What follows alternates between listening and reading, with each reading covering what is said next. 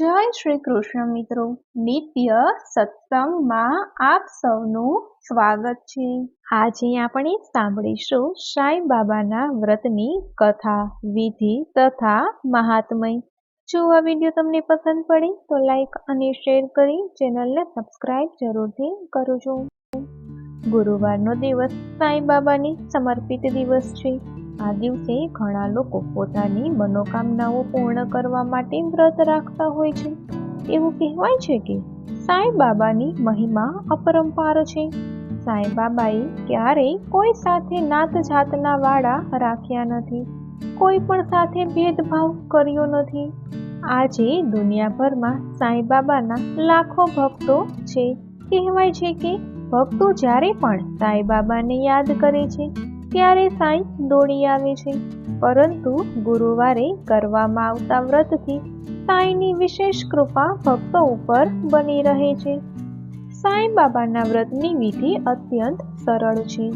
આ વ્રત ફરાળ કરીને કરી શકાય છે, જેમ કે દૂધ, ચા, ફળ, મીઠાઈ વગેરેનું સેવન કરીને વ્રત કરી શકાય છે। જો આ રીતે વ્રત ન કરી શકતા હોય તો એક સમય ભોજન કરીને પણ કરી શકાય છે। પણ ધ્યાનમાં રાખવું કે વ્રતના દિવસે બિલકુલ ભૂખ્યા રહીને વ્રત ક્યારેય પણ ન કરવું જોઈએ। શક્ય હોય તો સાંઈ બાબાના મંદિરે જઈને દર્શન કરવા જોઈએ। જો આ શક્ય ન હોય તો ઘરે જ સાંઈ બાબાની શ્રદ્ધાપૂર્વક પૂજા અર્ચના કરવી જોઈએ। જે સ્ત્રીઓને વ્રતના દિવસે માસિક સમસ્યા હોય ત્યારે તે ગુરુવારે વ્રત ન કરવું જોઈએ અને તે ગુરુવારને ગુરુવારમાં ન ગણવા જોઈએ। બીજા ગુરુવારે વ્રત કરવું જોઈએ। વ્રત કરનાર વ્યક્તિએ સવારે કે સંધ્યાએ કોઈ પણ એક સમયે સાંઈ બાબાની પૂજા કરવી જોઈએ। પૂજા માટે આપણે સાંઈ બાબાની એક છબી કે મૂર્તિ લેવી જોઈએ। ત્યારબાદ તેને સાફ કરીને એક પીળા કપડા ઉપર સ્થાપિત કરવું જોઈએ। ત્યારબાદ મૂર્તિની સામે ઘીનો દીવો પ્રગટાવવો જોઈએ। સાંઈ બાબાનું ધ્યાન ધરીને તેની વ્રત કથા વાંચવી કે સાંભળવી જોઈએ। સાંઈ બાબાની પૂજામાં પીળા ફૂલનું વિશેષ મહત્વ છે, તેમજ તેને ઉત્તમ માનવામાં આવે છે। આરતી થયા બાદ સાંઈ બાબાને બુંદીના લાડુ અથવા કોઈ પણ મીઠાઈનો ભોગ ધરી શકાય છે અથવા કોઈ પણ ફળનો પણ ભોગ ધરી શકાય છે। ત્યારબાદ બધાને પ્રસાદ વહેંચવો જોઈએ। શિરડી સાંઈ બાબાના ગુરુવારના વ્રતની સંખ્યા 9 હોવી જોઈએ। અંતિમ ગુરુવારને દિવસે 5 ગરીબ વ્યક્તિઓને ભોજન કરાવવું જોઈએ અને યથાશક્તિ પ્રમાણે દાન દક્ષિણા આપવી જોઈએ। આ સાથે જ સગા સંબંધીઓ અને પાડોશીઓને સાંઈ બાબાના વ્રતની પુસ્તક ભેટમાં આપવું જોઈએ, જેની સંખ્યા 9, 11 કે 21 હોવી જોઈએ। તો હવે આપણે સાંભળીએ સાંઈ બાબાના વ્રતની કથા। અમદાવાદ શહેરના રાયપુર વિસ્તારમાં સુશીલાબહેન અને અજીતભાઈ રહે। ખાધે પીધે તેઓ બહુ સુખી હતા। ધંધો રોજગાર ધમધોકાર ચાલતો હતો। હાથ ઉપર પૈસા પણ ઘણા બધા હતા। 2 પુત્રો અને 1 પુત્રીનો સુખમય સંસાર હતો। બધી વાતે તેમને લીલા લહેર હતા। અજીતભાઈનો સ્વભાવ અને જીવ થોડો લહેરી હતો। પૈસા ખૂબ છૂટથી વાપરતા। તેમાં એકવાર ખરાબ મિત્રોની સંગતને લીધે જુગાર અને વ્યભિચારના છંદે ચડી ગયા। ધંધો બાજુમાં રહી ગયો। અજીતભાઈ જુગારની લતે ચડી ગયા। જુગારમાં ને જુગારમાં બધા રૂપિયા સાફ થઈ ગયા। લક્ષ્મી તો ક્યારેય કોઈની રહી છે તે રહી। અજીતભાઈ બરબાદ થઈ ગયા। ઘરમાં કંકાસ શરૂ થઈ ગયો। સુશીલા બહેનના દાગીના વેચાઈ ગયા। ઘરનું રાજ રચીલું વેચાઈ ગયું। છોકરાઓના અભ્યાસની ફીની પણ મુશ્કેલીઓ થઈ પડી। અજીતભાઈએ હવે તો પૂરેપૂરા કુછંદે ચડી ગયા। ઘરમાં સમયસર આવે નહીં, મોડી રાત્રે આવે ત્યારે લથડિયા ખાતા આવે। એક દિવસ સુશીલા બહેને કહ્યું, અજીત, આ બધું સારું નથી થતું। આ બધી ખરાબ લત છોડો અને કામ ધંધે ચડી જાઓ। પરંતુ અજીતભાઈએ મગજ ગુમાવીને કહ્યું, જા આગે, મને કોઈ સલાહ આપીશ નહીં। આમ ને આમ ઘણા કપરા દિવસો શરૂ થઈ ગયા। આખું ઘર સુખમાંથી દુઃખમાં સરી પડ્યું। અજીતભાઈ દુઃખી, સુશીલા બહેન દુઃખી, 2 બાળકો અને પુત્રી પણ દુઃખી।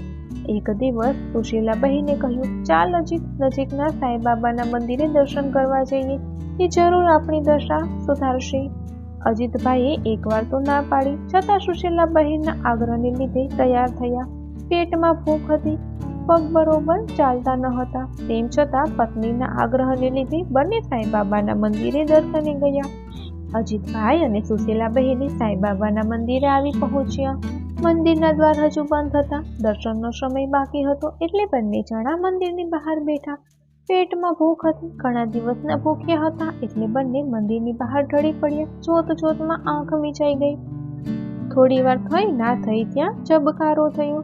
તેજપુંજ દેખાયું. ધ્યાનથી જોયું તો તેજસ્વી મુખવાળા, શ્વેત વસ્ત્રવાળા એક સાધુ પુરુષ તેમની સામે ઊભા હતા. સાધુ પુરુષનું શરીર તેજોમય અને પ્રકાશવાન હતું. સુશીલા બહેન સાધુ પુરુષને પગે લાગ્યા.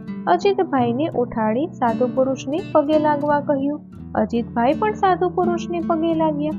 સાધુ પુરુષે આશીર્વાદ આપતા કહ્યું, સુખી અને સમૃદ્ધ થાવ, પ્રભુ આપનું કલ્યાણ કરે. એટલે સુશીલા બહેન બોલી ઉઠ્યા, મહારાજ, ક્યાંથી સુખી થવાય? અમે 3 દિવસથી ખાધું નથી, હાથ ઉપર પૈસા નથી, ઘરમાં અનાજ પાણી પણ નથી.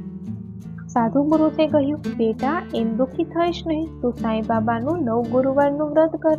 તું સુખી થઈ જઈશ. તારું ઘર હતું તેવું ભર્યું ભાદર્યું થઈ જશે. સુશીલા બહેને પૂછ્યું, બાબા, સાંઈ બાબાનું 9 ગુરુવારનું વ્રત કેવી રીતે કરવાનું એ મને વિગતે કહો. સાધુ બાબાએ કહ્યું, બહેન, 9 ગુરુવાર નકોડા કરવા. એમ ન થાય તો એકટાણું કરવું. 9 ગુરુવાર સુધી નજીકના સાંઈ બાબાના મંદિરે દર્શન કરવા જવું. ઘરમાં સાંઈ બાબાની પૂજા કરવી. છેલ્લા ગુરુવારે સાંઈ વ્રતનું ઉજવણું કરવું. ઉજવણાને દિવસે 5, 7, 11 ગરીબોને જમાડવા. આ દિવસે સાંઈ વ્રતની 5, 7, 11, 21 પુસ્તિકાઓ લોકોને ભેટ આપવી. આમ કરી તો તારી બધી મનોકામનાઓ પૂર્ણ થશે. આ સાંઈ વ્રત આ કળિયુગનું ચમત્કારિક વ્રત પુરવાર થયેલું છે. તે દરેકને ફળ્યા વિના રહેતું નથી. સાંઈ બાબા ઉપર પૂર્ણ શ્રદ્ધા અને વિશ્વાસ રાખો. ધીરજ અને ખંતથી કરેલું આ સાંઈ વ્રત જરૂર આદિ વ્યાધિ અને ઉપાધિ દૂર કરી સર્વે મનોકામનાઓ પૂર્ણ કરે છે. આ વ્રત કરવાથી સુખ, શાંતિ, સમૃદ્ધિ અને ઐશ્વર્ય મેળવી શકાય છે. સુશીલા બહેને સાધુ પુરુષને પગે લાગ્યા. આંખો મીચી સાધુ પુરુષના આશીર્વાદ લેવા, એમની ચરણ રજ રહેવા માથું નમાયું. થોડી વાર પછી માથું ઊંચું કર્યું તો સાધુ પુરુષ અદૃશ્ય થઈ ગયા હતા. આમ તેમ જોયું પણ સાધુ પુરુષ ક્યાંય દેખાયા નહીં. સુશીલા બહેને એ જ દિવસથી 9 ગુરુવારનું વ્રત લીધું. જેમ જેમ વ્રત કરતા ગયા તેમ તેમ ઘરમાં સુખ શાંતિ થવા માંડી. અજીતભાઈનો સ્વભાવ સુધરી ગયો. થોડો ઘણો ધંધો પણ થવા માંડ્યો. 9 ગુરુવારનું વ્રત પૂરું થયું. 9 ગરીબોને ભોજન આપ્યું. સૌ કોઈએ આ સાંઈ વ્રતની પુસ્તિકાઓ ભેટ આપી. હવે તો સુશીલા બહેનની સ્થિતિ સુધરી ગઈ હતી. આખું કુટુંબ આનંદ કિલોલ કરતું થઈ ગયું હતું. એક દિવસ સુરતથી તેમના ભાઈ ભાભી આવ્યા. તેમણે પણ સાંઈ વ્રત કરવા વિનંતી કરી. સાંઈ વ્રત કરવાની વિધિ સમજાવી દીધી અને ભક્તિભાવપૂર્વક કહેવા લાગ્યા, આ 9 ગુરુવારનું વ્રત જે કરશે તે સુખી, શાંતિ, સમૃદ્ધિ અને ઐશ્વર્ય મેળવી શકશે. વ્રત કરનારની આદિ વ્યાધિ અને ઉપાધિ દૂર થઈ જશે. આ વ્રત કરનારની સર્વે મનોકામનાઓ પૂર્ણ થશે. 9 ગુરુવાર સાંઈ બાબાના ફોટાની પૂજા કરવી, પીળું ફૂલ ચડાવવું, અગરબત્તીનો ધૂપ કરવો, સાંઈ બાબાનું સ્મરણ કરવું, પછી પ્રસાદ વહેંચવો. દર ગુરુવારે સાંઈ વ્રતનું વાંચન કરવું. આ વ્રત સ્ત્રી, પુરુષ અને બાળકો કરી શકે છે. આ વ્રતમાં 9મા ગુરુવારે ગરીબોને ભોજન કરાવવું. સાંઈ વ્રતની કથાની પુસ્તિકાઓ સગા સંબંધી અને આડોશ પાડોશમાં વહેંચવી. 9 ગુરુવારનું વ્રત કરવાથી સુખ સમૃદ્ધિ વધી જશે. ભાઈ ભાભીએ સાંઈ વ્રતનું વ્રત રાખ્યું. તેઓને પણ ઘણો ફાયદો થયો. ઘરમાં સુખ, શાંતિ, સમૃદ્ધિ અને ઐશ્વર્ય વધી ગયા. શિરડીવાળા સાંઈ બાબાના વ્રતનો ચમત્કાર સૌ કોઈને થાય જ છે. જેવું પડ્યું સુશીલા બહેનને સાંઈ વ્રત, તેવું સૌ કોઈને સાંઈ વ્રત પડજો. જેવા મળ્યા સાંઈ બાબાના આશીર્વાદ, તેવા સૌ કોઈને સાંઈ બાબાના આશીર્વાદ મળજો.